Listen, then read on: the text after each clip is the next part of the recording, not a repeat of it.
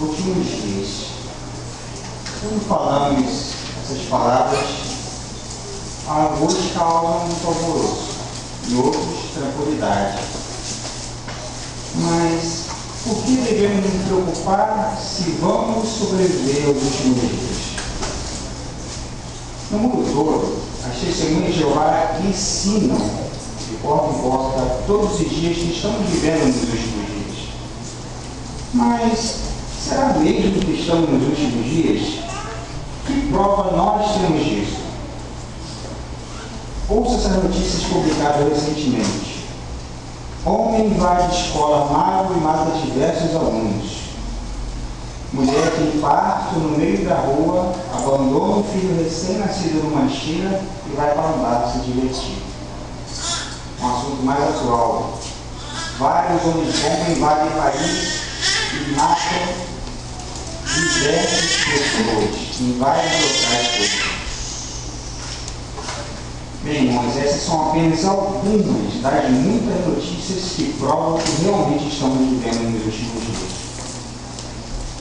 Eu convido os irmãos a lerem comigo o livro de 2 Timóteo, capítulo 3, versículos de 1 a 5. Esse livro vai mostrar algumas características desses últimos dias. Vamos ver, 2 Timóteo, capítulo 3, versículos de 1 a 5. 3, de 1 a 5 diz assim: Mas saiba que nos últimos dias haverá tempos críticos, difíceis de suportar, pois os homens só amarão a si mesmos, amarão o dinheiro, serão presunçosos, arrogantes, blasfemadores, desobedientes aos pais, ingratos, desleais, desnaturados, não serão dispostos de acordo, serão caluniadores, sem autodomínio, ferozes, sem amor ao que é bom, traidores, teimosos, cheios de orgulho, amarão os prazeres em vez de a Deus, e manterão aparência de devoção a Deus, mas rejeitarão o poder dessa devoção. Ora, nosso conselho: deixe-se, afaste-se. Não são exatamente essas coisas que acontecem hoje em dia? Agora, como viver nesses últimos dias pode nos afetar? Bom, pode nos afetar por um modo, através da pregação. Esse é um dos principais privilégios que temos hoje, levar a outras pessoas ao conhecimento de Deus e mostrar a elas que estamos nos últimos dias. E nós, como testemunho de Jeová, também devemos boas novas a outras pessoas, mas não devemos deixar de mostrar às pessoas as situações que acontecem hoje em dia, que provam que estamos no fim desse sistema de hoje. Mas o que é necessário fazer para sobrevivermos nesse último dia? Bem, no primeiro século, Jesus avisou que Jerusalém seria destruída, não é mesmo? E aqui a destruição estava bem próxima. O que tem a ver aquela destruição com os últimos dias de hoje? O que podemos aprender dos que reconheceram que a destruição de Jerusalém estava próxima e sobreviveram, e nós, com o que pregamos hoje? Bem, Jesus predisse que a destruição de Jerusalém era iminente. E hoje, irmãos, se pararmos para analisar, não é muito diferente do que aconteceu no passado. No primeiro século, era comum sobreviver aos últimos dias, devia ser algo de muito interesse para os judeus. Aquele sistema judaico entrou nos últimos dias em 29 era comum. Assim como hoje nós avisamos as pessoas sobre o fim desse sistema, naquele tempo também houve pessoas que avisaram.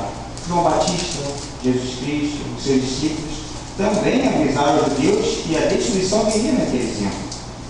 Mas assim como também é hoje, muitos deixaram de acatar a lei.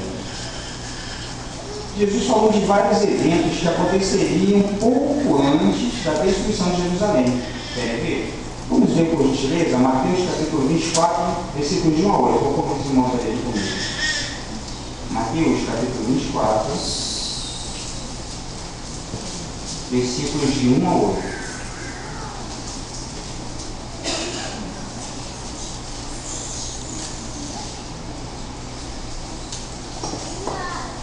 24 de João 8 diz assim: quando Jesus estava saindo do templo, seus discípulos se aproximaram para lhe mostrar os edifícios do templo. Em vista disso, ele disse: não estão vendo todas essas coisas? Eu lhe digo a verdade, de modo algum ficará de pedra sobre pedra sem ser derrubado. Enquanto ele estava sentado no Monte das Oliveiras, os discípulos se aproximaram dele em particular e disseram: diga-nos, quando acontecerão essas coisas e qual será o sinal da tua presença e do final do sistema de coisas? Jesus, em resposta, lhe disse: cuidado para que ninguém os engane, pois muitos virão em meu nome dizendo: eu sou Cristo, enganarão a muitos. Vocês ouvirão falar de guerras e notícias de guerras.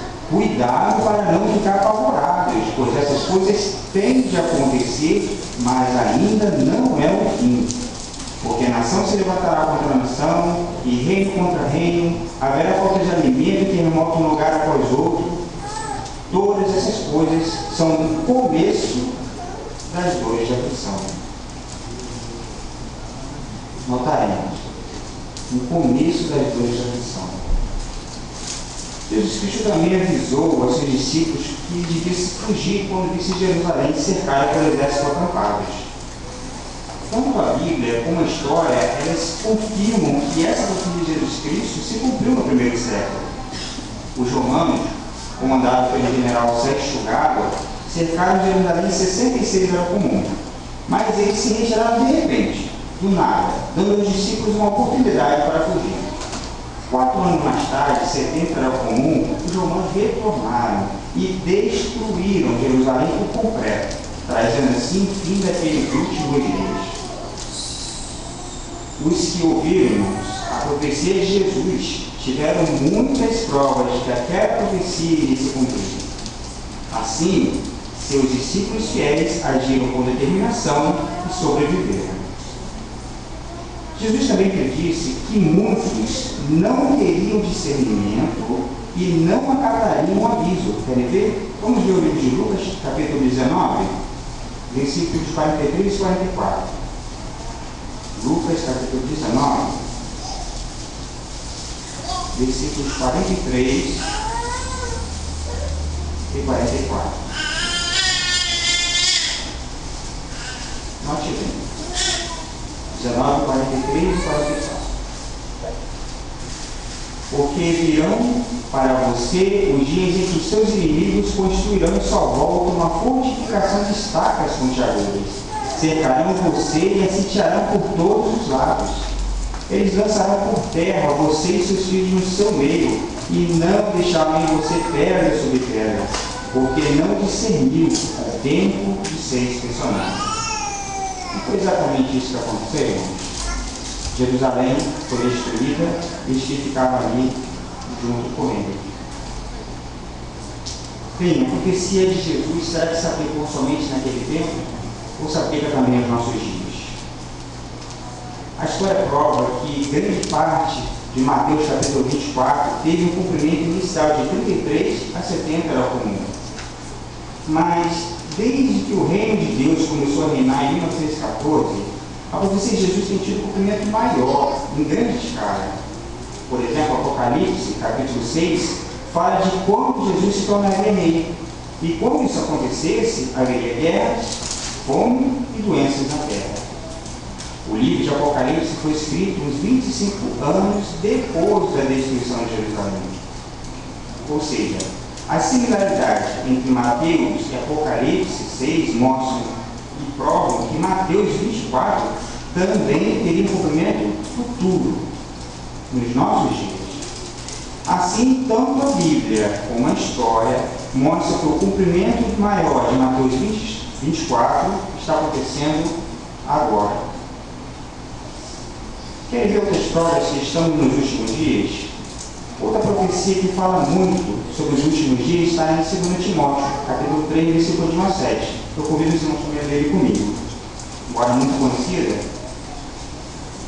vamos ler. 2 Timóteo, capítulo 3, versículos de 1 a 7. Só que nós vamos ler apenas o versículo 1. 2 Timóteo, capítulo 3, apenas o versículo 1. Diz assim: Mas saiba que nos últimos dias haverá tempos críticos, difíceis de suportar. Bem, em 2 Timóteo 3:1, lemos no início que Paulo descreveu as ações e atitudes das pessoas nos últimos dias, no caso de mocinha. E numa disse que haveria tempos difíceis de suportar. Paulo não estava se referindo aos últimos dias antes da destruição de Jerusalém. Essa profecia, irmãos, é para os nossos dias, é para hoje, é para agora. Vemos assim que as profecias bíblicas mostram claramente que estamos vivendo nos últimos dias deste mundo. Bem, se nós temos a consciência, se nós sabemos que estamos vivendo nos últimos dias deste mundo, o que precisamos fazer para sobreviver a esses últimos dias? Apesar das provas, muitas pessoas zombam de que estamos nos últimos dias. Nós vemos isso na pregação. O mesmo deve ter acontecido pouco antes da destruição de Jerusalém, se tempera comum. Portanto, é essencial mostrarmos que entendemos que estamos na parte final dos últimos dias do mundo de Satanás. Como? Por meio de nossa conduta e de nossos atos de ação, de ação a Deus, de devoção piedosa a Deus. Vamos ler o texto, 2 Pedro, capítulo 3, versículo 11 e 12. 2 Pedro, capítulo 3, versículo 11 e 12, somente a parte A.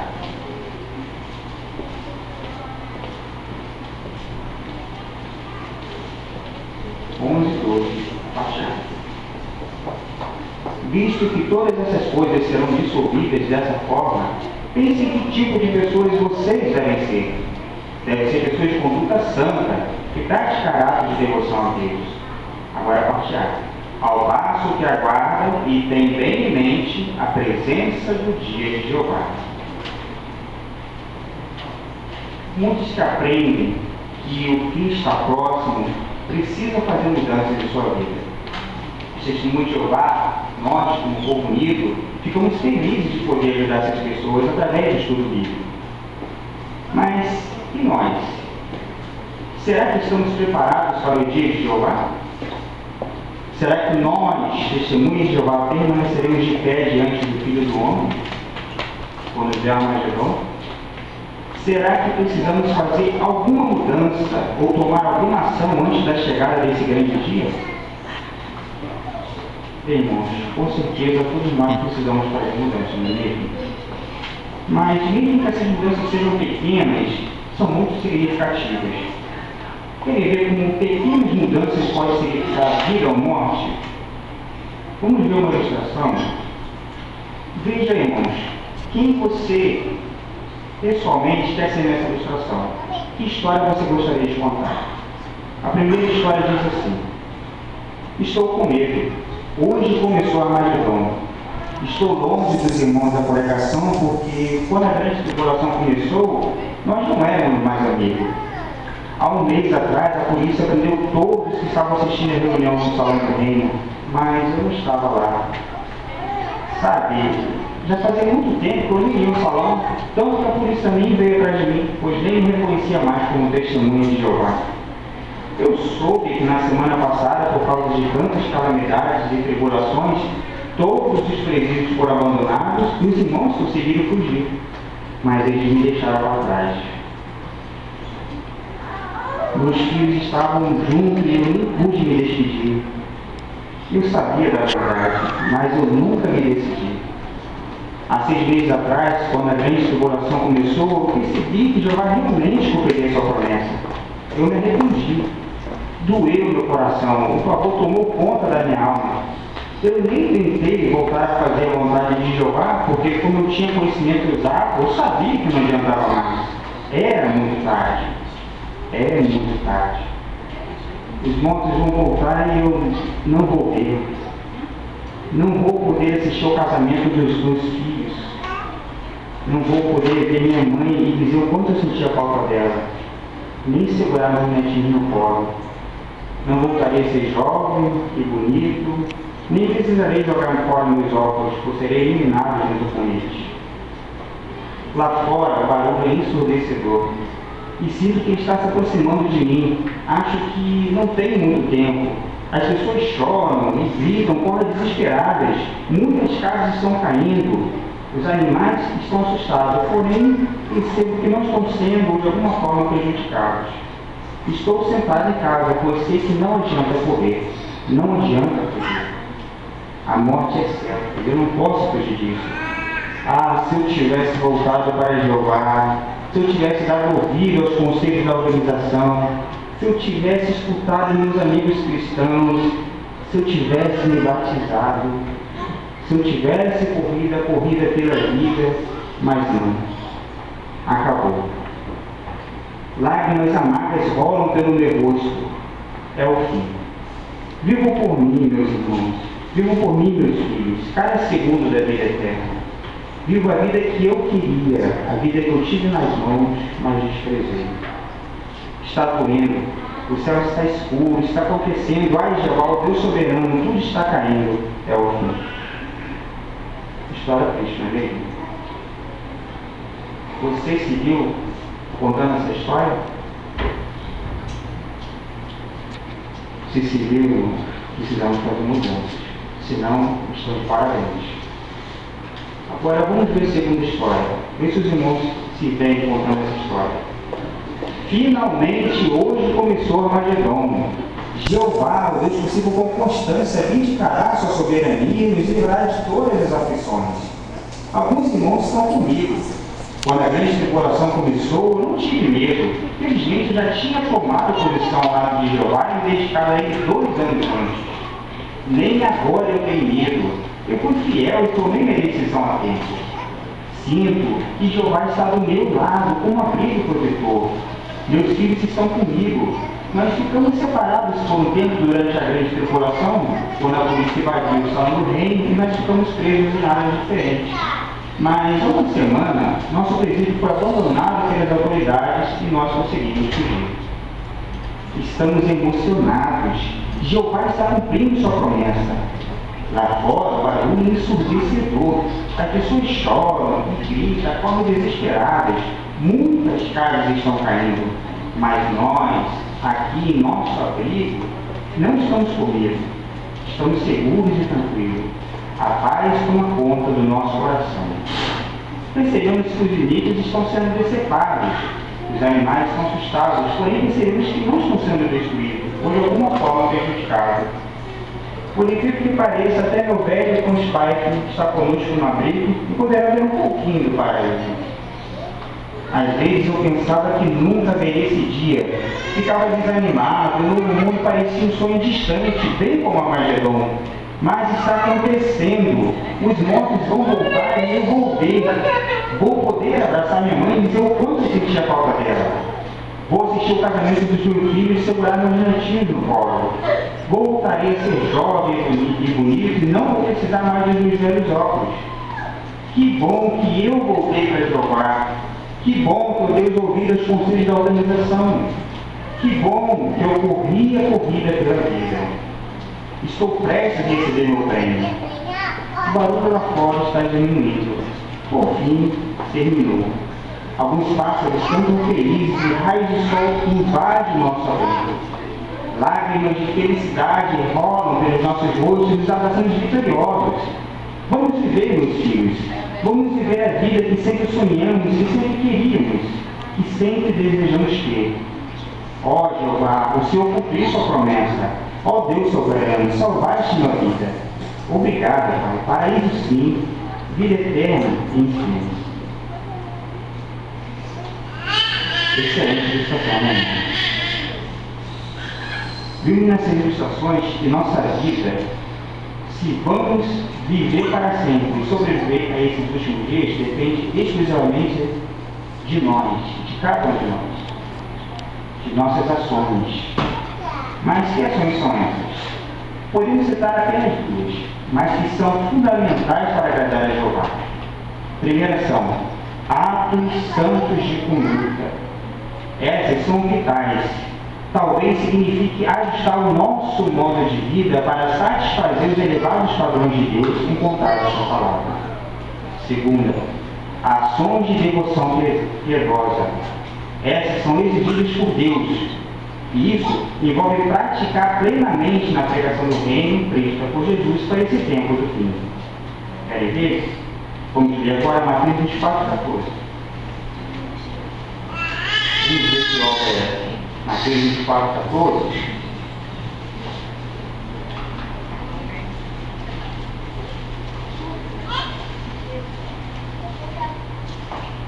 Um texto muito conhecido. Vamos ver. E essas boas novas do reino serão pregadas em toda a terra habitada, em testemunho a todas as nações, e então verá o fim. Notaremos, somente depois de toda a terra saber as boas novas a respeito de Jeová, então verá o fim. Para nós que recebemos Jeová nesses últimos dias, é indispensável que nos mantenhamos alerta e que não fiquemos preocupados com as ansiedades da vida. É preciso nos perguntar diariamente: sou zeloso em pregar e ensinar, sabendo e vendo que estamos nos últimos dias? Será que a realidade de viver nos últimos dias influi em minha vida diária e em meus planos para o futuro?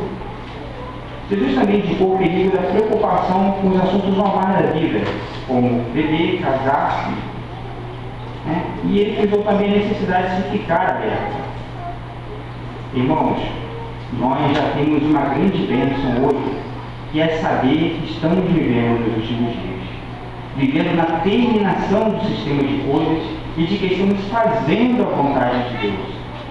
Agora, precisamos ficar alertas e firmes para sobrevivermos aos últimos dias e, junto, entrarmos num novo mundo de Deus, onde poderemos dizer finalmente: ó Jeová, o Senhor cumpriu sua promessa. Ó Deus soberano, salvaste minha vida. Obrigado, Pai. Paraíso sim, vida eterna, enfim.